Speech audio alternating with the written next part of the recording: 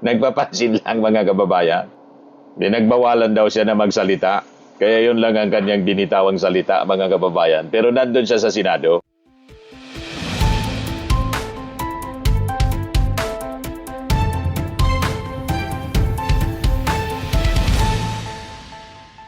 Ayun po mga kababayan, si Dante Maravillas. Nasa Senado na si Sara, pinagkakaguluhan ng mga reporters. Pero ayaw man magsalita. Nagpa-press con, pero yung sinabi niya mga kababayan, napagkaiksi lang. Ayan sinabi niya kanina, may statement isa niya, in this bloodbath, in the blood tuning, I will be blooded but unbowed. Yun lang yung kanyang sinabi. Nagpapansin lang mga kababayan. Pinagbawalan daw siya na magsalita. Kaya yun lang ang kanyang binitawang salita mga kababayan. Pero nandun siya sa Senado. Ayan o, pinagkakaguluhan ng mga reporters. Sabi diyan sa report ng Inquirer, Vice President Sara Duterte moved to the other defense holding room at the Tanyada room. She did not give any statement to reporters covering the impeachment trial. Ayan siya mga kababayan.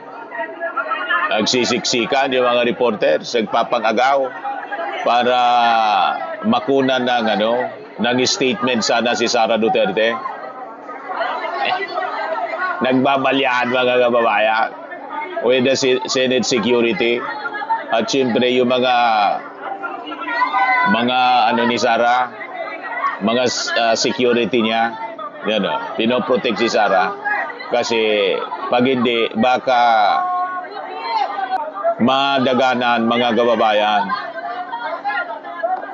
Ganon talaga kami pag ganyan may mga coverage talagang nagbabalyahan. Mga cameraman, kinukuha po ng mga national TV, dapat malaki yung katawan para makuha yung video para sanay sa balyaan. Kasi pag hindi ka magipagbalyahan dyan, wala kang makukuha ang kwento. Pagagalitan ka ng editor, ng manager, bakit niya hindi ka nakipagbalyahan? Kasama yun sa trabaho namin, makipagbalyahan. Iskopan kasi yan mga kababayan. That's the standard. Kaya pagpasensya na ninyo, ganun talaga.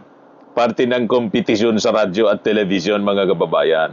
Kung sino yung makakuha ng pinakamagandang kwento, makatanong ng pinakamagandang tanong, at makakuha ng pinakamagandang picture or footage. Yan, pagandahan sila. Kaya balyahan mga kababayan, mga reporters. Pero ako noon, hindi man ako nakikipagbalyahan kasi most of the time, by invitation ako. Minsan ako po yung ako mismo yung tawag dito, moderator. At most of the time, nasa base. Ako yung anchorman. Diba? Kasi hindi man ako reporter na-promote na tayo, komentarista. Handling commentary program. Yung mga reporters yon, nakikipagbalyahan talaga. Diba? Pero yung status ko kasi parang si Noli Di Castro. Yan, anchorman. Hindi man nakikipagbalyahan si Noli Di Castro, di ba? Nakikipagbalyahan yung mga reporters. But anyway, yung inaabangan natin siyempre kung magsasalita siya or magmamasid siya lang mga kababayan habang sinasagawa yung impeachment trial. Di ba? Pumunta siya doon mga kababayan para masabi, hindi man mapaya yung kanyang kapatid na nagsalita si Pulong na handa na harapin ni Sara Duterte yung kaso. And napaya na kasi siya sa mga naon niya ng statement na I want a bloodbath. Pero hindi man bloodbath yung nangyari, kundi pag-iwas. Tama po? So, sa unang araw kahapon ng impeachment, tiklop mga kababayan yung mga mayayabang sa harap ng katotohanan. Pero siyempre, tulad ng sinabi natin, yung mga DDS vloggers, yung narrative nila, nilamon si Jinky Luistro ng lead counsel ni Sara, si Atty. Season. Di ba, mga kababayan? Ganon ang kanilang narrative. Pero sa totoo po, nadikdik ng prosekusyon yung kampo ni Sara. Ngayon, yung mga narrative nila na political persecution po, hindi na yun uubra. Dahil po sa dami ng mga ebidensya at batay sa mga impormasyon, more than 80,000 na pieces of evidence, mga kababayan, ang hawak ng prosecution sa pangunguna po ni Jinky Luistro. Kasama dito yung mga illegal transactions sa mga bank accounts ni Sara Duterte. So ang pag-iyak nila ng political persecution, gas-gas na po siya na political defense ng kampo ni Sara Duterte. Hindi po absuelto sa kasong korupsyon. Ang pagsasabing politika lang yan. Sa harap ng mahigit 8,000 piraso ng mga dokumento ng ebidensya at malinaw na bank transaction, mga kababayan, ang ingay ng defense ay magiging hungkag. Kasi po, ang mga ebidensyang nakasulat po ay hindi po nagsisinungaling at walang sapat na mga kayabangan ang makakapagtanggol sa bilyon-bilyon pesos na nawawala po sa kaba ng gobyerno. So yung mga kaalyadong senador ni Sara, na akala mo kung sinong mga magagaling na senador, ay agad po na napadala sa unang araw pa lamang ng impeachment. Hindi umobra yung mga delaying tactics ng magkapatid na Cayetano, na tuloy pa rin yung pag-usad ng impeachment trial. Inaharang sana, mga kababayan, yung pagiging presiding officer ni Chis Escudero. Nagkabutuan, mga kababayan, 8 sila, 12 yung pumabor, mga kababayan. Sinusubukan sana nila narangan yung pag-usad ng paglilitis. Gamit po yung mga technicalities. Ngunit po, rumisbak yung pro-prosecution panel upang patunayan na walang puwang yung kanilang mga pagyayabang. Kapag batas na at katotohanan ang nakasalang, mga kababayan. So nabisto po yung desperation ng mga natitira pang tuta ng mga Duterte sa Senado. So nakita natin na sa halip, hilingin po ang mabilis na paglilitis para mapatunayang walang sala talaga yung kanilang amo, tulad ng gusto nilang paniwalaan natin. Ginamit nila yung pinakamababang uri ng mga harang o mga dilatory tactics. Ngunit po, sa ilalim ng rules of impeachment, ang hostisya po ay hindi po pwedeng i-hostage ng mga kalyado. Ang kanilang maingay, mga kababayan, na pagpapanggap ay nagmistulang pag-atungal na lamang ng mga asong natapakan sa buntot. Grabe man niyo, Mr. Maravillas, yung description mo. Yun talaga po, yung nangyari kahapon. Hindi umobra yung pagyayabang ni Alan Peter Cayetano na overpower siya ni Kiko. O di ba? Si Kiko Pangilinan. Nagmarunong at nagmatigas si Alan Peter Cayetano sa simula pa lamang ng pagdinig, sa pamamagitan po ng pag-question, sa pamumuno at sa liderato ng impeachment court, gamit po yung mga technical na harang at saka Supreme Court petitions. Pinatahimik siya at pinamukhaan, mga kababayan, ng katotohanan ni Kiko Pangilinan nang manaig yung majority ng pro-prosecution bloc sa pag-alal po kay Chis Escudero bilang presiding officer sa impeachment court.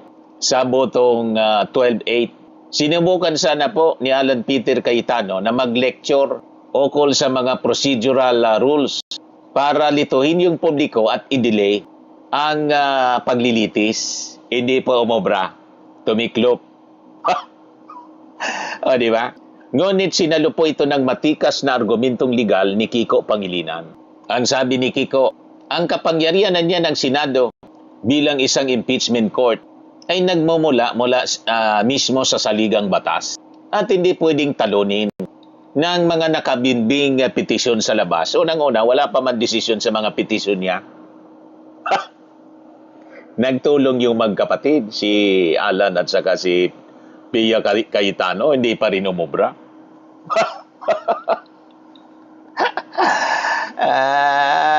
Di ba? Tuloy yung pag-usad ng impeachment trial. After na i-divide yung house, nagkabutuhan mga kababayan, talo sila. Ngayon, nilecturean din si Alan Peter Cayetano ni dating Senate President Tito Sen. Hindi yun abogado si Tito Sen, pero magaling yon. Nilampaso, mga kababayan ni Tito Sen. Si Alan Peter Cayetano na isang abogado. Ginapi siya ng matagal na karanasan ni Tito Sen. Ang mga argumento na binitawan ni Cayetano. Sabay diin mga kababayan na ang sinadoan niya ay may bukod at eksklusibo na kapangyarihan sa ilalim niya ng ating konstitusyon. Nalitisin ang impeachment nang walang pangingialaman niya ng ibang sangay ng gobyerno. Yung Senado may exclusive power, may sui generis nga na lagi nating naririnig sa kanila. Gumamit pa si Pia Cayetano ng emosyonal at nagmamataas na tono. Nag-graduate daw siya sa UP. Ateneo naman si Alan Peter Cayetano. Di ba? Para palabasin mga kababayan na may paglabag sa jurisdiksyon. Ngunit mga kababayan, pinatunayan ni Tito Soto kung ano ang tunay na dunong at karanasan sa legislatura. Ang prinsipyo niya ng separation of powers ay malinaw. Ang Senado ay siyang may eksklusibong kapangyarihan na humatol sa mga impeachable officials. Di ba? Durog sila kay Tito Sen. Talo sila sa karanasan. Hindi umobra yung magkapatid. Hindi umobra yung argumento ni Pia. Ngayon, si Chil Diokno naman mga kababayan, na-overpower niya yung lead counsel ng defense na si Attorney Sheila Sison. So palpal po yung depensa. Nilampaso at pinatahimik ni House Prosecutor Chil Diokno ang lead counsel ni Sara na si Attorney Sison. Matapos nitong tahasang labagin ang rules of impeachment court, ito yung sinasabi natin na masterclass sa batas. Agarang rumisponde si Diokno gamit ang kanyang talas sa legal na pamamaraan kung saan hinarang at pahiya niyang pinuna si Attorney Sison sa illegal na pagtatanong nito ng direkta sa panig ng prosecution na dapat pinapadaan lagi sa presiding officer. Nilectura ni Chil Diokno si Attorney Sison. Hindi po umobra yung panggugulo ng depensa. Nang patunayan po ni Chil Diokno na wala pong kapangyarihan si Sison na magdikta sa paglilitis dahilan para mapatigil po yung kabilang kampo. So pinakita po ni Chil Diokno ang dominance at bagsik niya bilang isang batikang abogado. O di ba? Ngayon, ito yung karagdagang fact mga kababayan sa day 1 ng impeachment trial ni Sara Duterte. So matapos pong ideklara ng prosecution na tagumpay ang unang araw dahil official na po na nagbukas yung trial, nakatakda naman pong isala ngayong araw bilang mga unang testigo yung mga opisyal at agents ng National Bureau of Investigation para lalong umpisahan na ibaon yung depensa. So sa unang araw na mga kababayan ng impeachment trial, ang katapangan at galing ng prosecution ay naging tagumpay ng taong bayan para maiharap sa impeachment, umusad yung impeachment trial laban po kay Sara Duterte.